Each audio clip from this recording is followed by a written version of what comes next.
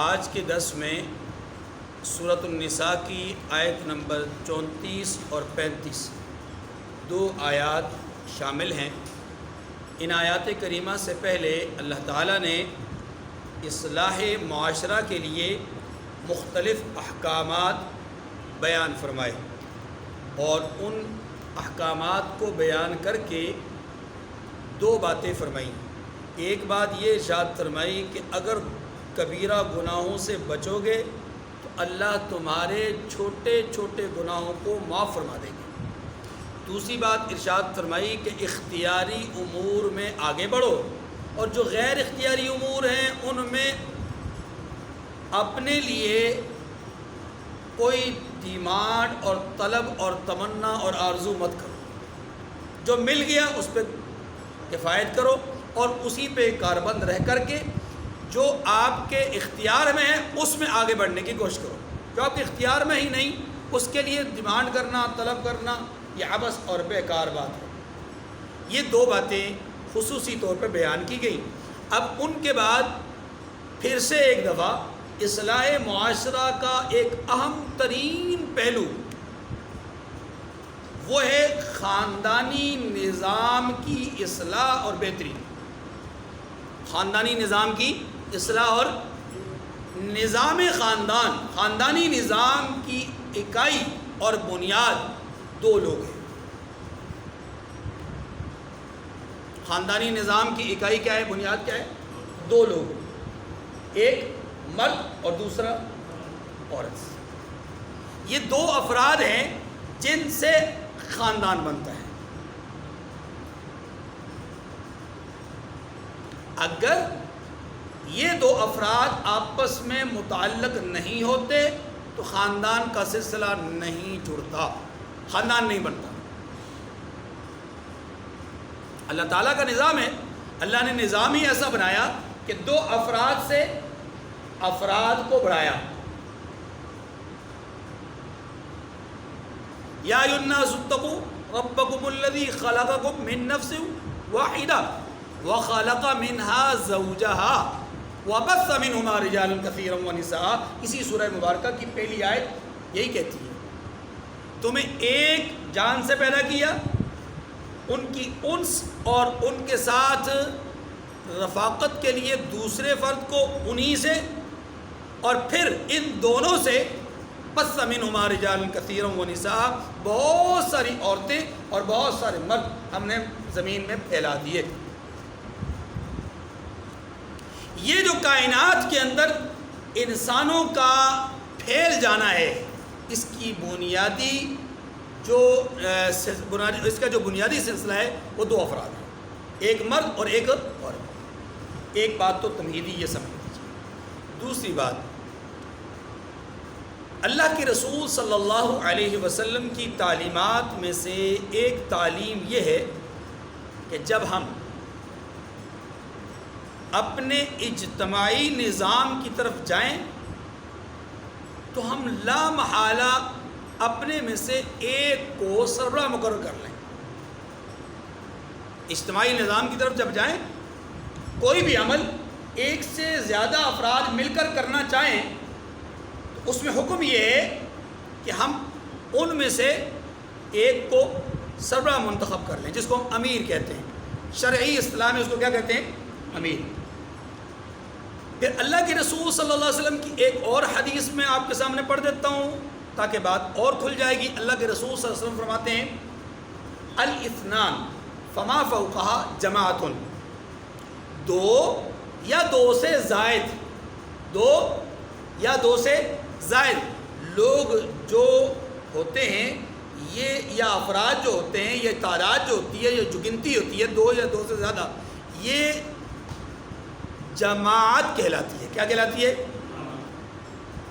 مقصد یہ کہ ایک اکیلا ہوتا ہے، ایک سے زائد لوگ وہ جماعت ہوتے ہیں۔ ایک اکیلا اور ایک سے زیادہ جماعت، اور جماعت کے لیے، اجتماع کے لیے، اجتماعی نظام کے لیے کیا حکم ہے؟ امیر منتخب کیا جائے۔ یہ دوسری بات میں آ گئی۔ اسی لیے ملکوں کے لیے سربراہ مقرر کیے جاتے ہیں، جماعتوں کے لیے لیڈر اپنا منتخب کیے جاتے ہیں، سربراہ، امیر، قائد، صدر، جو بھی آپ اس کو کہہ رہے ہیں، ناظم۔ ایسے ہی خاندانوں کے لیے، قبائل کے لیے، جو قومیں ہوتی ہیں ان کے لیے ان کے سردار، ان کے خان، ان کے وغیرہ وغیرہ، وہ جو سربراہ ہوتے ہیں وہ مقرر کیے جاتے ہیں۔ کیوں؟ اس لیے کہ ایک نظام اجتماعی کے لیے فطرت ہے، انسان کی فطرت ہے کہ جب انسان اجتماعی طور پہ کچھ کرنا چاہتا ہے تو وہ اسی وقت تک نظام درست چل سکتا ہے جب تک کہ ان کے اوپر ایک سربراہ ہوگا۔ اگر سربراہ نہ ہو تو پھر جنگل اور اس اجتماع میں کوئی فرق نہیں ہوگا۔ جنگل کے نظام میں اور یہاں کے نظام میں کوئی فرق، یہی تو فرق ہے جنگل کے نظام میں اور انسانی نظام کے اندر، کہ انسان کے نظام میں ایک سربراہ ہوتا ہے، جنگل کے نظام میں کوئی سربراہ، سمجھ میں آ رہی؟ یہی وجہ ہے کہ وہاں جو سب سے زیادہ طاقتور سمجھا جاتا ہے وہی سب سے زیادہ چیر پھاڑ کر رہا ہے۔ اگر یہی چیز انسانوں میں پیدا ہو جائے تو کہا جاتا ہے جنگل کا قانون ہے۔ کیا کہا جاتا ہے؟ جنگل کا۔ تو اب یہ دوسری بات بھی آپ کے ذہن میں اتر گئی کہ اجتماعی نظام کے لیے ایک سربراہ کا ہونا ضروری ہے۔ جب یہ دونوں باتیں آپ کی سمجھ میں آ گئیں، اب آیات کریمہ کے حوالے سے بات سمجھیے۔ قرآن مجید نے اصلاح معاشرہ کے اہم ترین پہلو یعنی خاندانی نظام کے اندر اصلاح اور بہتری لانے کے لیے یہ ارشاد فرمایا کہ اس کی جو اکائی ہے، اس کی جو بنیاد ہے، اس میں ذمہ داریوں کو تقسیم کیا گیا ہے۔ ذمہ داریوں کو تقسیم کیا گیا ہے۔ حقوق تو دونوں کے ہیں۔ اس خاندانی نظام کی بنیادی اکائی کون ہے؟ دو لوگ ہیں نا، مرد اور عورت، خامد اور بیوی۔ خامد کے الگ حقوق ہیں اور بیوی کے الگ حقوق ہیں۔ سورہ بقرہ میں ہم تفصیل سے یہ پڑھ چکے ہیں، بیان کر چکے ہیں، سمجھ چکے ہیں۔ یہاں ہم نے حقوق کی بات نہیں کرنی، یہاں ہم نے یہ سمجھنا ہے کہ یہ دونوں جو نظام ہیں، دونوں جو افراد ہیں اس نظام کے، ان دونوں نظام کے اپنے اپنے حقوق تو ہیں، اس کا تو دونوں جگہ پر اعتراف ہے، لیکن یہ ہے کہ ان دونوں کے حقوق ہونے کے ساتھ ساتھ اب چونکہ یہ دو ہیں اور الاثنان وما فوقہا جماعت، دو یا دو سے زیادہ لوگ کیا ہے؟ جماعت بن جاتے ہیں۔ تو گویا یہ بھی ایک گھر کی جماعت ہے، گھر میں ایک اجتماعی نظام ہے، یہ جماعت بن چکے۔ تو اب جب جماعت بن چکے تو لا محالہ حضور علیہ السلام کی تعلیم کی روشنی میں ان میں سے ایک کو امیر منتخب کیا جائے۔ اور یہ بھی آپ جانتے ہیں کہ جسے بڑا بنایا جاتا ہے اس کے اندر کچھ کوالٹیز ہوتی ہیں، کچھ صلاحیتیں ہوتی ہیں، کچھ گٹس ہوتے ہیں، ہاں جی، کچھ ہنرز ہوتے ہیں کہ جن کی وجہ سے ان کو سربراہ بنایا جاتا ہے۔ ہر آدمی کو اٹھا کر تو سربراہ نہیں بنا دیا جاتا ہے، کسی بھی آدمی کو پکڑ کر کے امیر تو نہیں بنا دیا جاتا۔ امیر منتخب کرنے سے پہلے صفات پر غور کیا جاتا ہے، کارکردگی پر غور کیا جاتا ہے، معاملات پر غور کیا جاتا ہے، تاریخ پر غور کیا جاتا ہے، ہاں جی، اس کے ماضی پر غور کیا جاتا ہے، پھر امیر منتخب کیا جاتا ہے۔ ٹھیک ہے نا جی؟ قرآن مجید نے سورہ طٰہٰ میں ایک عجیب بات کہی ہے۔ میں چاہوں گا کہ سورہ طٰہٰ کو ہم دیکھیں تاکہ بات ذرا سمجھ میں آئے۔ 16واں سپارہ ہے جی، اور اس کے اندر سورہ طٰہٰ کے تقریباً اختتام میں ہے، یہ آیت نمبر 117 ہے، سورہ طٰہٰ کی آیت نمبر 117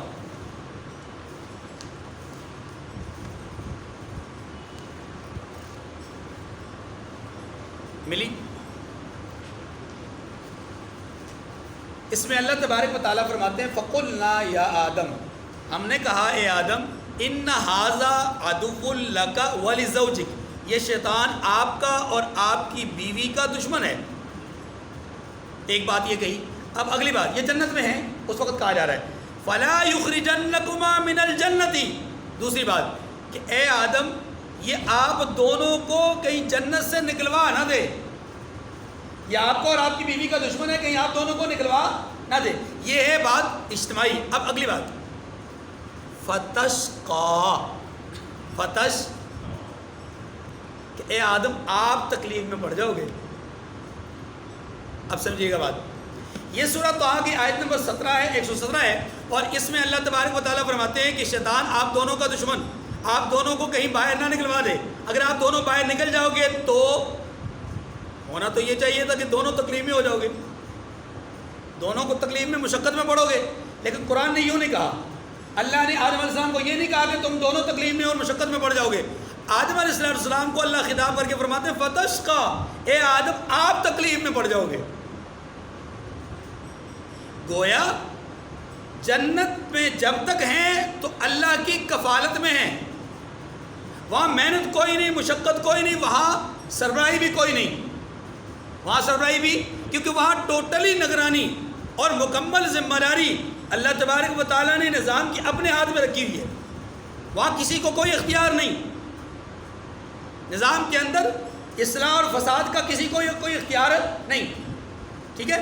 اب جب جنت سے نکالے جائیں گے تو نظام کے اندر اصلاح اور فساد کا اختیار دے کر کے, ہدیناہ النجدین, دونوں راستے دکھا کر کے.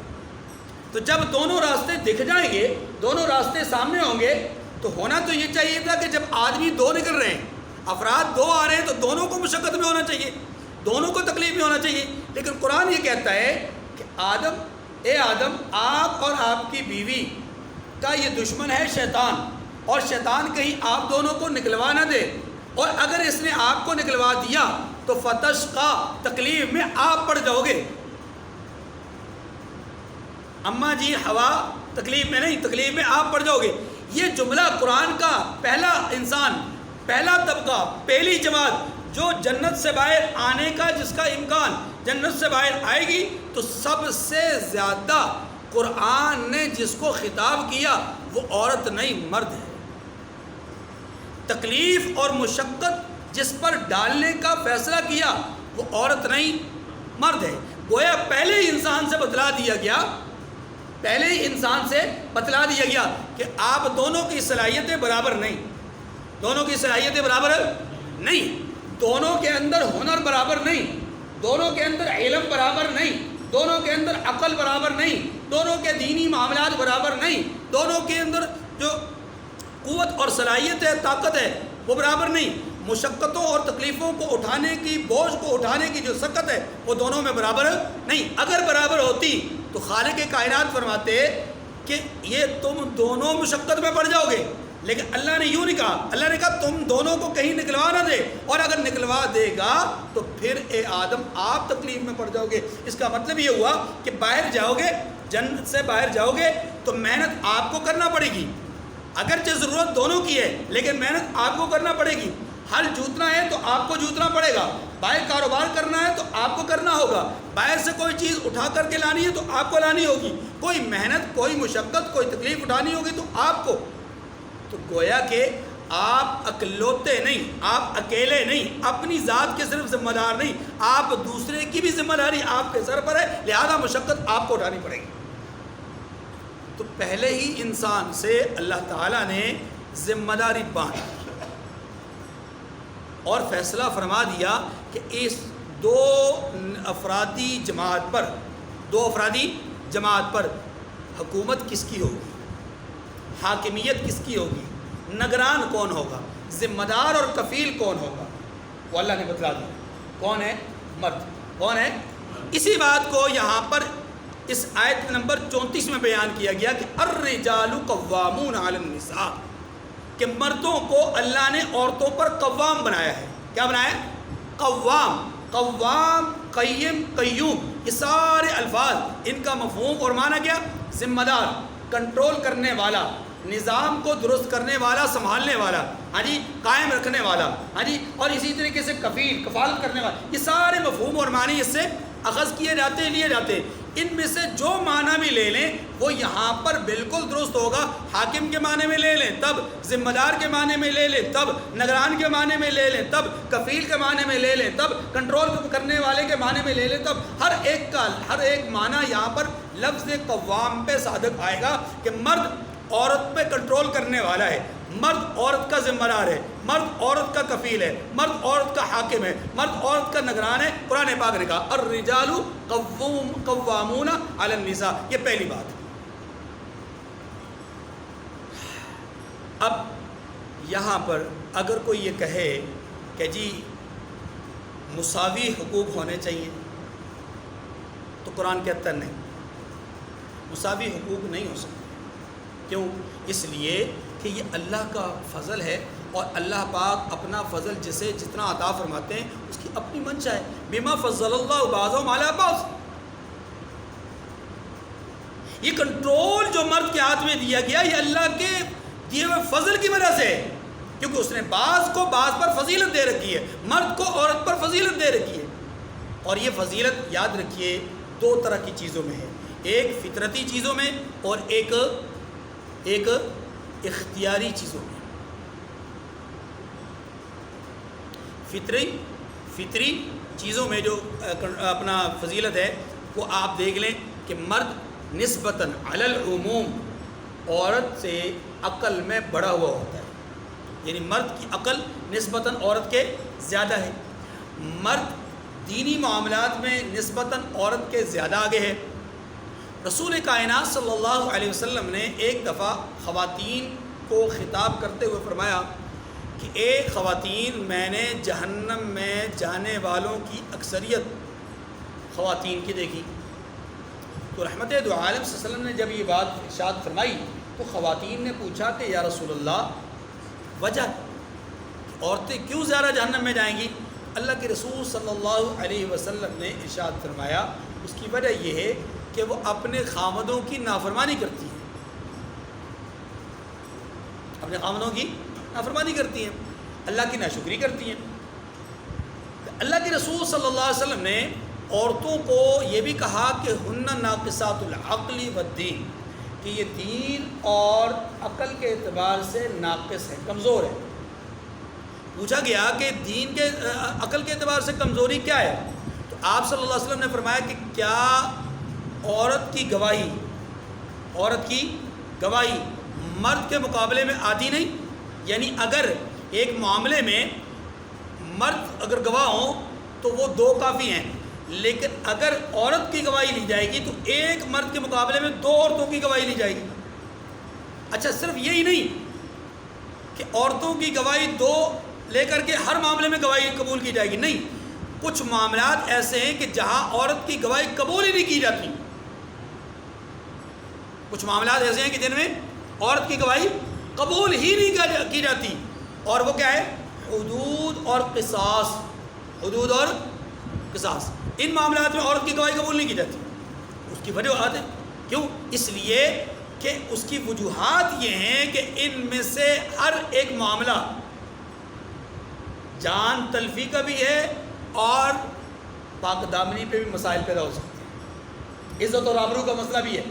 تو اس لیے یہاں پر عورت کو کٹہرے میں لایا ہی نہیں گیا، کیونکہ دشمنیوں کے معاملات ہیں نا جی، اور دشمنیوں کے معاملات میں عورتوں کو کٹہروں میں نہیں لا کے کھڑا کیا گیا۔ اس لیے شریعت نے کہا حدود اور قصاص میں عورتوں کی گواہی قبول ہے۔ تو چند معاملات ہیں جو کہ زیادہ تر خاندانی اور گھریلو معاملات ہیں، ان میں عورت کی گواہی قبول کی جائے گی، اور وہ بھی ایک مرد کے مقابلے میں دو عورتوں کی۔ تو ان کا عقل کے اعتبار سے یہ کمزوری ہے کہ مرد ایک ہو اور عورتیں دو۔ دوسری کمزوری آپ صلی اللہ علیہ وسلم نے یہ ارشاد فرمایا کہ ناقصات العقل والدین، دین کے اعتبار سے بھی ناقص ہے۔ اور دین کے اعتبار سے نقص کیا ہے؟ فرمایا کہ کیا مہینہ بھر میں تمہارے چند دن ایسے نہیں ہوتے کہ تم ان میں نہ روزہ رکھ سکتی ہو، نہ ان میں نماز پڑھ سکتی ہو، نہ قرآن کو چھو سکتی ہو، پڑھ سکتی ہو؟ ہاں جی، جبکہ ان دنوں میں مرد جو ہے وہ اپنے ذکر اذکار کرتے ہیں، اپنے سارے معاملات کرتے ہیں، عبادات کرتے ہیں، احکامات پر عمل پیرا ہوتے ہیں۔ اگرچہ یہ ان کا ذاتی قصور نہیں، لیکن فطری معاملہ ہے نا، فطری طور پہ کمزوری تو ہے۔ تو فطری طور پر کمزوریاں ہیں، فطری طور پہ یہ بھی کمزوری ہے کہ عورت جماعت نہیں کروا سکتی، عورت جمعہ نہیں پڑھا سکتی۔ فطری طور پہ یہ بھی کمزوری ہے کہ عورت حکمران نہیں بن سکتی شرعی طور پہ۔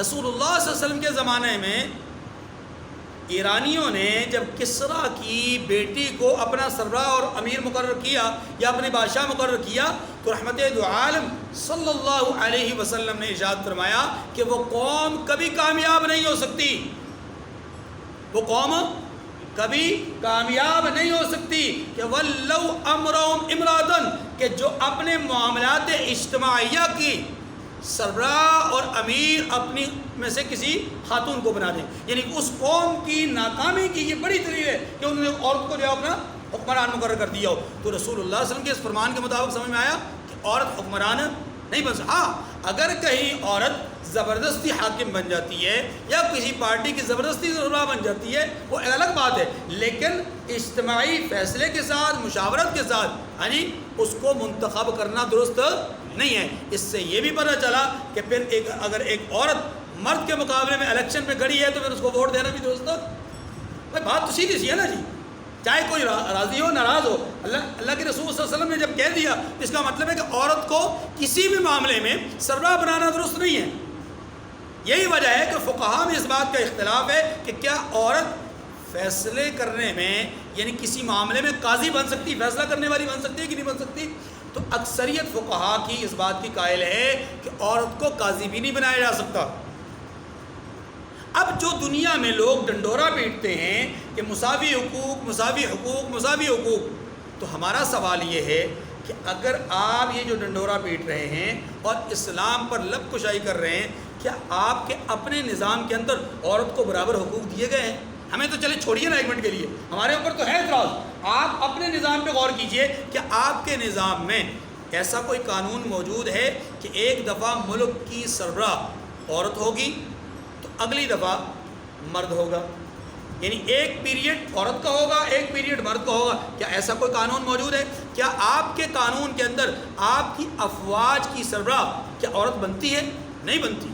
کیا آپ کے قوانین کے اندر آپ کی عدالتوں کا جو سب سے بڑا قاضی ہوتا ہے جس کو آپ چیف جسٹس کہتے ہیں، کیا آپ اس میں کبھی عورت کا انتخاب کرتے؟ نہیں کرتے۔ اور اگر کبھی اتفاقاً کسی عہدے اور منصب پہ کسی عورت کو لے آئیں تو یہ کسی قانون کے تحت نہیں آتی بلکہ وہ اتفاقی طور پہ آ جاتی ہے، ورنہ اصولی طور پہ مساوی حقوق تو یہ ہیں کہ آپ کے پارلیمنٹ کے اگر 600 ممبران ہیں تو 600 میں سے 300 مرد ہونے چاہیے، 300 عورتیں ہونی چاہیے۔ آپ کے ملک کے 2 وزیر اعظم ہونے چاہیے، ایک مرد ہونا چاہیے ایک عورت ہونی چاہیے۔ یا اگر یہ نہیں، ایک وقت میں 2 وزیر اعظم نہیں، ایک وقت میں 2 صدر نہیں، تو مان لیا ٹھیک ہے نظام اس سے خراب ہو جاتا ہے، تو آپ ایسا کیجئے کہ ایک دفعہ کا نظام وزارت عظمیٰ وہ عورت کو سپورٹ کر دے، ایک دفعہ کا نظام وزارت عظمیٰ مرد کے سپورٹ کر دے، یہ قانون بنا دیں۔ کیا آپ کے ہاں ایسا قانون ہے؟ اور اگر ایسا قانون نہیں تو آپ کو حق ہی نہیں ہے کہ آپ اسلام پر جو ہے وہ تنقید کریں، آپ اسلام پر اعتراض کریں۔ اسلام نے تو عورت کو دائمی طور پہ ملکہ بنایا ہے، بادشاہ بنایا ہے۔ اسلام نے دائمی طور پر عورت کو کیا بنایا ہے؟ ملکہ بنایا، بادشاہ بنایا۔ اور آپ چاہتے ہو کہ عورت دائمی طور پر نیم برینہ حالت میں ہاتھ میں ٹاکی لے کر کے ہوٹل کے ٹیبل پر وہ جو ہے وہ ٹاکیاں مارے اور ہوٹل میں جا کر کے وہ برتن دھوئے اور بس کے اندر وہ کنڈکٹر کی ذمہ داریاں سنبھالے۔ آپ چاہتے ہو کہ وہ ایئر ہوسٹس کے طور پر لوگوں کے سامنے تنگ اور چست قسم کا لباس پہن کر کے اپنے بدن کی نمائش کروائے۔ آپ تو یہ چاہتے ہو کہ وہ عورت جو ہے وہ مردوں کے سامنے جائے اور اپنے زیب و زینت کو ظاہر کرے اور اپنے جو لباس ہے اس کو جو ہے وہ اتنا تنگ پہنے کہ مردوں کی تمام تر توجہات اس کی طرف ہوں۔ آپ تو عورت کو نیلام کرنا چاہتے ہو، آپ عورت کو گھر کی سربراہی سے نکال کر کے آپ سرے بازار اسے نیلام کرنا چاہتے ہو۔ آپ میں اور اسلام میں تو یہ فرق ہے کہ اسلام نے اسے دائمی طور پر ملکہ بنایا اور آپ اسے دائمی طور پر برہنہ کر کے میدان میں نکالنا چاہتے ہو۔ اور نام کیا ہے جی؟ مساوی حقوق، برابری کے حقوق۔ برابری کے حقوق دینا چاہتے ہو، پہلے عورت کو وراثت میں سے حق تو دو۔ برابری کے حقوق دینا چاہتے ہو تو پھر اپنے نظام کے اندر وہ بہتری لاؤ کہ جس میں واقعی برابری کے مسائل ہوں۔ لیکن اصل بات یہ ہے، حقیقت یہ ہے، واللہ حقیقت یہ ہے کہ چاہتے یہ ہیں کہ نمبر 1 انسانوں کے اندر سے حیا ختم ہو جائے، اور حیا ختم ہونے کے نتیجے میں انسان کی اپروچ اور انسان کی جو پہنچ ہے وہ عورت تک آسانی سے ہو جائے۔ بس انسان کی پہنچ عورت تک کیا ہو جائے؟ آسانی سے ہو جائے۔ بس یہ ہے اصل مشن، اصل ٹارگٹ، اور اسی ٹارگٹ پہ کام ہو رہا ہے۔ بہرحال اسلام نے یہ بتلایا کہ یہ چونکہ خاندانی نظام کی بنیادی اکائی مرد اور عورت ہیں، ان میں سے مرد کو قرآن مجید نے عورت پر سربراہ مقرر کیا، اور سربراہ مقرر کرنے کی 2 وجوہات، یعنی فطرتی طور پر بھی یہ سربراہ مقرر ہونے کی صلاحیت موجود ہے، اور اختیاری طور پر بھی اس میں سربراہ مقرر کرنے کی صلاحیت اللہ نے رکھی ہے۔ وہ کیسے؟ دیکھیے اللہ تعالیٰ نے اختیاری طور پر مرد کو گھر کا ذمہ دار بنایا ہے، اس لحاظ سے کہ عورت کا کھانا پینا، اس کا لباس اور اس کی رہائش، 3 چیزیں جس کو ہم کہتے ہیں روٹی، کپڑا، مکان. بڑا پاپولر نعرہ ہے نا جی، روٹی، کپڑا، مکان. یہ 3 چیزیں عورت کی بنیادی ضروریات ہیں، انسان کی بنیادی ضروریات ہیں. ان تینوں ضروریات کو پورا کرنا کس کی ذمہ داری ہے؟ گھر کے سربراہ مرد کی ذمہ داری ہے. کبھی بھی شریعت نے عورت کی یہ ذمہ داری نہیں رکھی، بلکہ شریعت نے یہ کہا ہے کہ ایک عورت اگر بہت بڑی تاجرہ ہے، اس کو وراثت میں بہت زیادہ مال ملا ہے، وہ بہت مالدار ہے، یا کسی بھائی نے، والد نے اس کو بہت زیادہ مال ہبہ کیا ہے، گفٹ کیا ہے، اس کے بعد بہت زیادہ مال و دولت ہے، اس کے مقابلے میں اس کا خاوند بہت کمزور ہے معاشی اعتبار سے، تب بھی عورت ذمہ دار نہیں ہے کہ وہ اپنے خاوند کے نان نفقے کا اور رہائش کا انتظام کرے.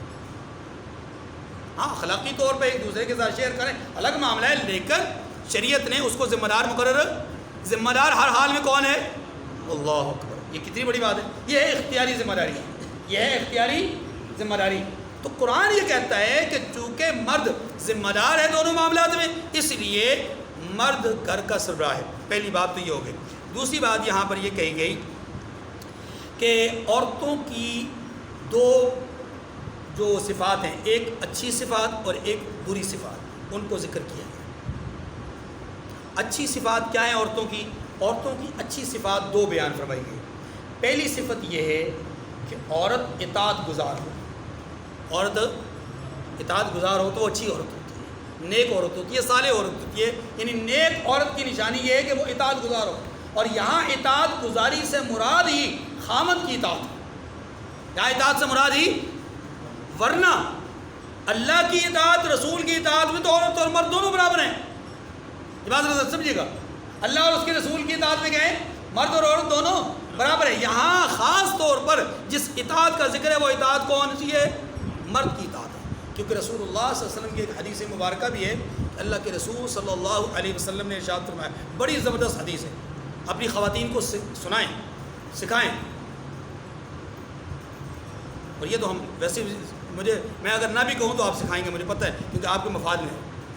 اللہ کے رسول صلی اللہ علیہ وسلم نے ارشاد فرمایا کہ عورت اذا صلت، جب وہ 5 نمازیں پڑھ لیتی ہے، یعنی 5 نمازوں کی پابند ہوتی ہے، وصامت شہرہا، اور مہینے بھر کی روزے رکھتی ہے، یعنی جتنے روزے اس پر فرض ہوتے ہیں وہ روزے رکھتی ہے. اور پھر فرمایا کہ وہ اپنے شرمگاہ کی حفاظت کرتی ہے، وطاعت بعلہا، اور اپنے خامند کی فرمانبرداری کرتی ہے. 4 باتیں فرمائی، نماز کی پابندی کرتی ہے، روزہ اہتمام سے رکھتی ہے، اپنی شرمگاہ کی حفاظت کرتی ہے. چوتھی بات کیا فرمائی؟ چوتھی بات کیا فرمائی جی؟ اپنے خامند کی اطاعت کرتی ہے. 4 باتیں فرمائی. پھر فرمایا کہ اللہ کے رسول فرماتے ہیں کہ وہ جنت کے 8 دروازوں میں سے جس دروازے سے چاہے جنت میں داخل ہو جائے. یہ بہت بڑی فضیلت ہے.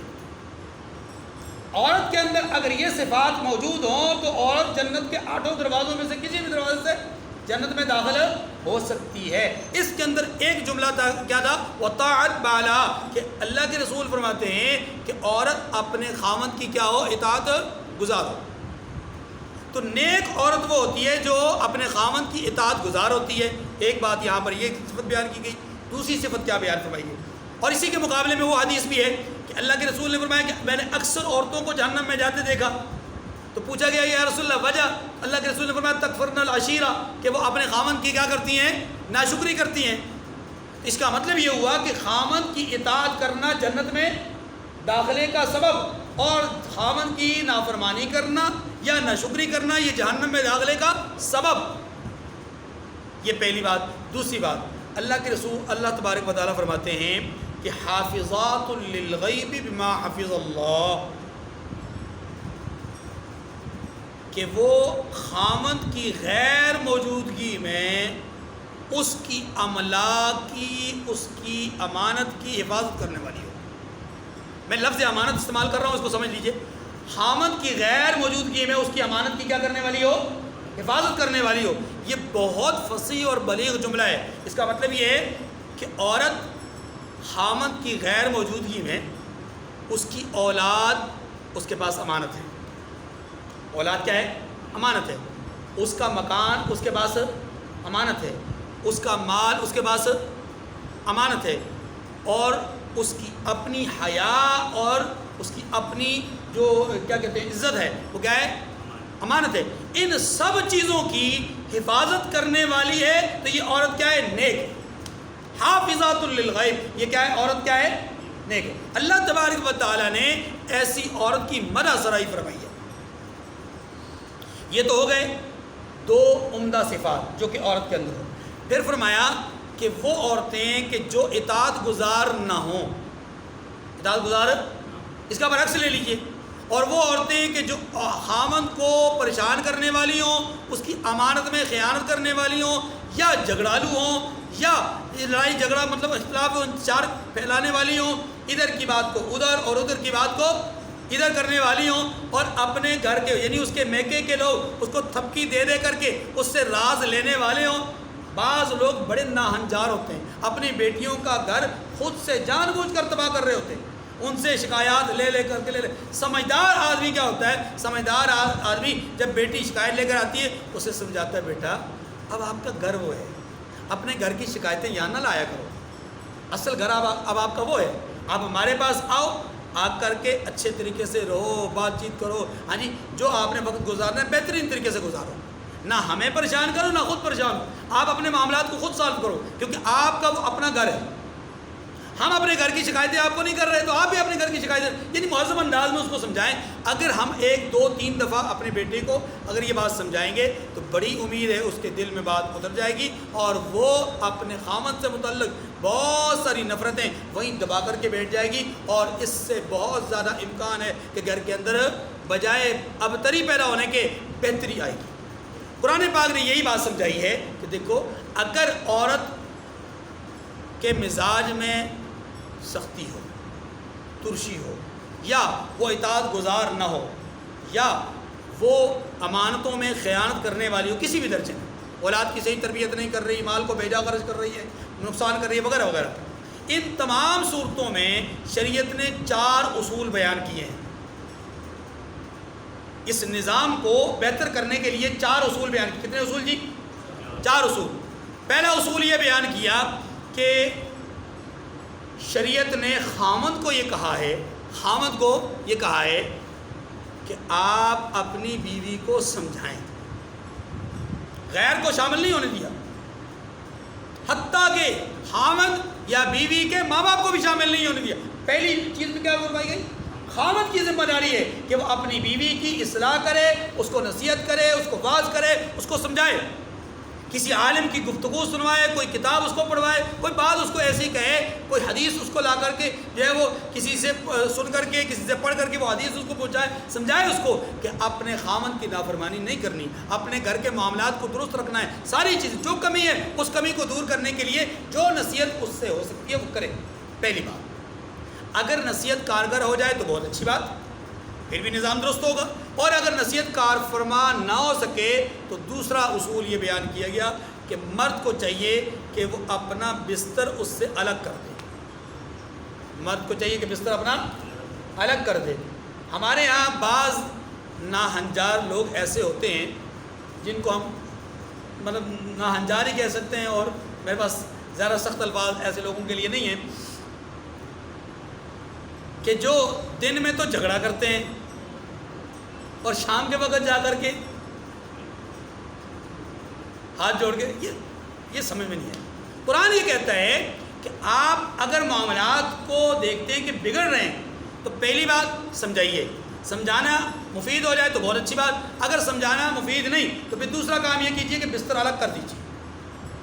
اگر اس سے بھی معاملات کا بہتر نہ ہو سکیں تو تیسرا اصول یہ بیان کیا گیا کہ آپ اس کو ہلکا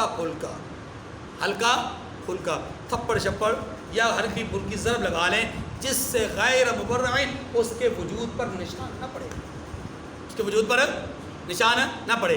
مدینہ منورہ میں جب صحابہ آئے تو یہاں کا مزاج چونکہ تھوڑا شہری تھا، مکہ والوں کا مزاج تھوڑا سخت تھا، تو وہاں ان کی بیویاں ان کے ماتحت تھیں اور خائف تھیں۔ مدینہ منورہ میں آئے تو یہاں پر یہود کے ساتھ مل جل کر کے چونکہ رہنے کے نتیجے میں یہاں خواتین میں کچھ مزاج کے اندر وہ جو اطاعت گزاری تھی، وہ فرمانبرداری تھی، یا وہ خوف زدہ ہونے کی کیفیت تھی، وہ تھوڑی سی اس کیفیت سے یعنی آزاد ہو گئی نسبتاً مکہ کے، نسبتاً کس کے؟ آج کے معاشرے کے اعتبار سے آزاد نہیں، اس زمانے کے اعتبار سے نسبتاً آزاد ہو گئی۔ تو مردوں نے آ کر کے رسول اللہ صلی اللہ علیہ وسلم سے شکایت کی کہ یا رسول اللہ صلی اللہ علیہ وسلم، جب مکہ مکرمہ میں تھے تو ہماری خواتین ہمارے کنٹرول میں تھیں، اب مدینہ میں آئے ہیں تو حالات ذرا گمبھیر ہو گئے ہیں، عورتیں ہمارے کنٹرول سے باہر ہوتی جا رہی ہیں۔ اللہ کے رسول صلی اللہ علیہ وسلم نے مارنے کی اجازت دی، مارنے کی، اچھا جب مارنے کی اجازت مل گئی، یعنی تھوڑی سختی کرنے کی اجازت، اب مارنے کی جب اجازت ملی تو لوگوں نے کیا کیا، جو بعض لوگ ہوتے ہیں تھوڑی سی انہیں اجازت مل جائے، جیسے کہتے ہیں انگلی پکڑوا لیں تو ہاتھ وہ خود بہت پکڑ لیتے ہیں، تھوڑی سی اجازت ملی تو انہوں نے کیا کرنا شروع کر دیا، ڈنڈے توڑنا شروع کر دیے۔ عورتیں آ گئی رسول اللہ صلی اللہ علیہ وسلم کے پاس، آپ کی ازواج مطہرات کے پاس، وہاں پر یہ حدیث میں آتا ہے کہ رسول اللہ صلی اللہ علیہ وسلم نے فرمایا کہ ہماری آل کے پاس، کس کے پاس؟ کس کے پاس؟ ہماری آل کے پاس۔ آل سے مراد یہاں پر ازواج مطہرات ہیں، تمام حدیث کی کتابوں میں ازواج مطہرات تھیں۔ ازواج مطہرات کے پاس آئیں خواتین، تو حضور نے فرمایا ہماری آل کے پاس 70 خواتین آئیں، اور انہوں نے آ کر یہ شکایتیں کی کہ ہمارے مرد ہم پر بہت زیادہ مار کٹائی کا معاملہ کر رہے ہیں۔ اللہ کے رسول صلی اللہ علیہ وسلم نے مردوں کو اس وقت سختی سے منع فرمایا اور یہ کہا کہ یہ مارنے کا طریقہ نہیں ہے، آپ ان کو تھپڑ لگا لو، وہ بھی چہرے پہ نہیں، تھپڑ لگاؤ ایسا کہ جس سے نشان نہ پڑے، اس سے زیادہ مارنے کی اجازت تمہیں نہیں ہے۔ ایسا نہیں کہ جلاد بن جاؤ، ایسا نہیں کہ بہت زیادہ مار کٹائی شروع کر دو، اور سی آئی اے سینٹر میں جیسے کہ ایک ملزم کے ساتھ معاملات کیے جاتے ہیں، وہ اس نے جرم نہ بھی کیا ہو تو مان جاتا ہے، جتنا تشدد اس پر ہوتا ہے، ایسا معاملات نہیں ہونے چاہیے، ہلکا پھلکا، یعنی جس سے اس کو یہ اندازہ ہو کہ ان کے مزاج میں تبدیلی آ گئی، بس مزاج میں کیا آ گئی؟ تبدیلی آ گئی، 2018 والی نہیں، ویسے ہی مزاج میں تبدیلی آ گئی۔ تو جب یہ پتہ چل جائے کہ مزاج میں تبدیلی آ گئی، سمجھنے والی ہوگی تو سمجھ جائے گی، نہیں سمجھنے والی ہوگی تو پھر چوتھا اصول بیان کیا گیا۔ اگر مارنے سے بھی باز نہیں آتی تو پھر چوتھا اصول بیان کیا گیا کہ ایک مصالحتی کمیٹی بنائی جائے، اور مصالحتی کمیٹی کون سی ہوگی؟ ایک مرد کی طرف سے، ایک عورت کی طرف سے، ایسے 2 افراد منتخب کیے جائیں کہ جن افراد کے علم میں، یعنی جو مرد کی طرف سے ہو اسے مرد کے خواص کا، مرد کی عادات کا اور مرد کی کمزوریوں کا پتہ ہو، اور جو عورت کی طرف سے ہو اسے اس کا پتہ ہو، بلکہ دونوں ایک دوسرے کو بھی جانتے ہوں تو زیادہ بہتر ہے، تاکہ ان کو معاملات سمجھنے میں، کسی نتیجے پر پہنچنے میں آسانی ہو۔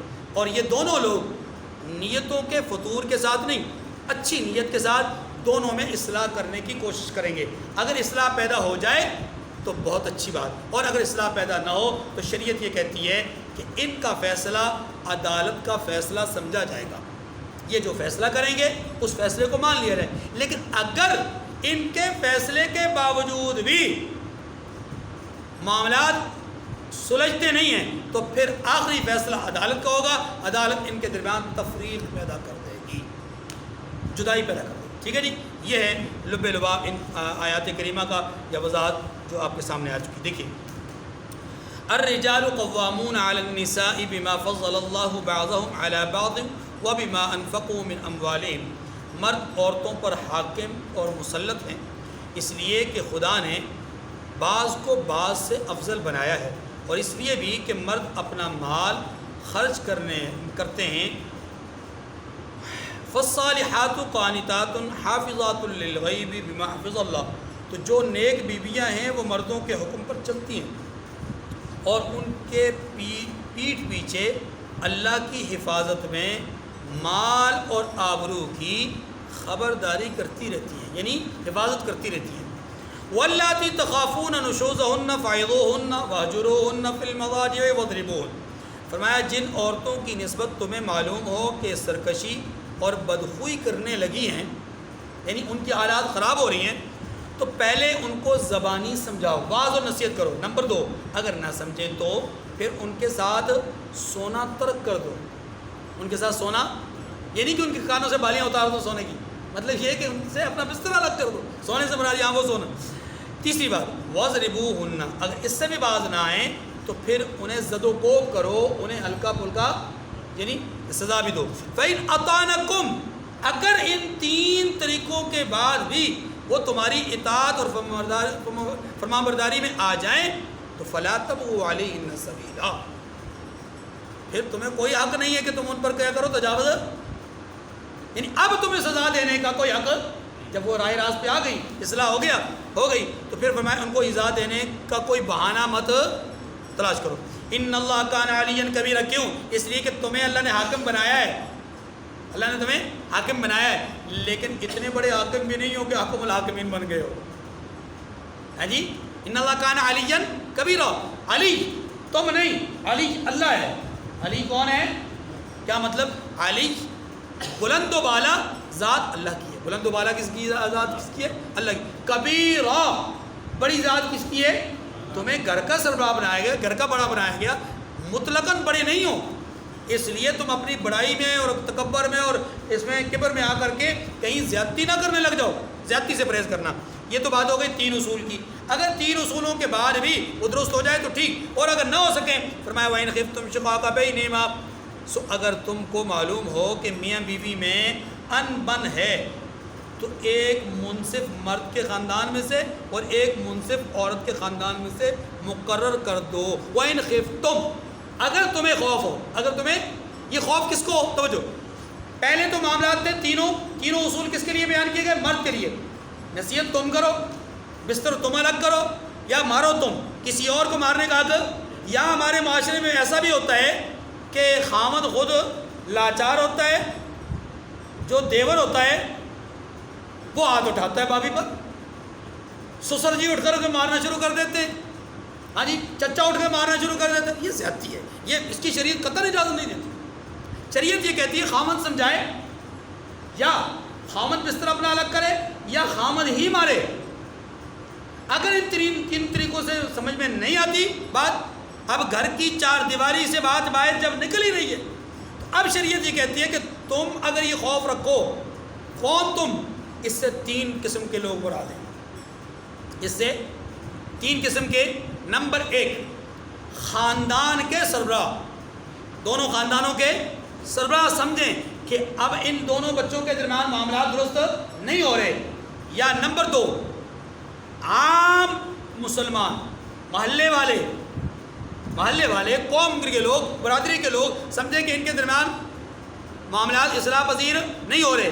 یا نمبر 3، حکمران یہ سمجھے کہ معاملات میں اصلاح نہیں ہو رہی، تو اس کے متعلق فرمایا گیا اگر تم 3 قسم کے لوگ یہ سمجھو تو پھر بالترتیب پہلے خاندان کے لوگ، ان سے معاملات نہ سلجھیں، اگر وہ کارآمد نہیں ہو سکتے تو پھر عام مسلمان آ جائیں درمیان میں، وہ بھی اصلاح نہیں کر سکتے، سمجھتے ہیں کہ ہم سے نہیں ہو سکتی، ان کو بھی چھوڑ دیں، پھر حکومت کے سپرد کر دیں، ٹھیک ہے۔ یہ درجہ بدرجہ ہے۔ فرمایا اور اگر تمہیں معلوم ہو کہ میاں بیوی میں انبن ہے تو ایک منصف مرد کے خاندان میں سے اور ایک منصف عورت کے خاندان میں سے مقرر کر دو۔ ان یریدا اصلاحا یوفق اللہ بینہما، وہ اگر صلح کرا دینی چاہیں تو اللہ ان میں موافقت پیدا کر دے گا۔ یعنی اس سے پتہ چلا کہ جس کو انسان ذمہ دار بناتا ہے پھر اللہ کی مدد اس کے ساتھ شامل ہو جاتی ہے۔ جب 2 لوگوں کو آپ ذمہ دار بناتے ہیں، یا محلے کے لوگ ذمہ دار بن جاتے ہیں، یا حکومت ذمہ دار بن جاتی ہے، ان کے فیصلے کے نتیجے میں اللہ ان کی مدد بھی فرمائے گی۔ ان اللہ کان علیما خبیرا، اس میں کوئی شک نہیں کہ اللہ سب کچھ جانتا ہے، ان کے جھگڑے کو بھی جانتا ہے اور یہ بھی جانتا ہے۔ ضروری نہیں ہوتا کہ ہر دفعہ عورت کا قصور ہو، یہ بات بھی ذہن میں رکھیے، اللہ ہی بہتر جانتا ہے کہ قصور کس کا ہے۔ اس لیے یہ بتایا گیا کہ پہلے مرد اپنے گھر کی اصلاح کرے، نہ کر سکے پھر باقی لوگ کریں، لیکن ان سب کو یہ مد نظر رکھنا چاہیے کہ کہیں ایسا نہ ہو کہ وہ طرفداری کا مظاہرہ کریں، طرفداری نہیں ہونی چاہیے۔ ان اللہ کان علیما خبیرا، اللہ سب کچھ جانتا ہے اور سبھی باتوں سے باخبر ہے۔ وآخر دعوانا ان الحمد للہ رب العالمین۔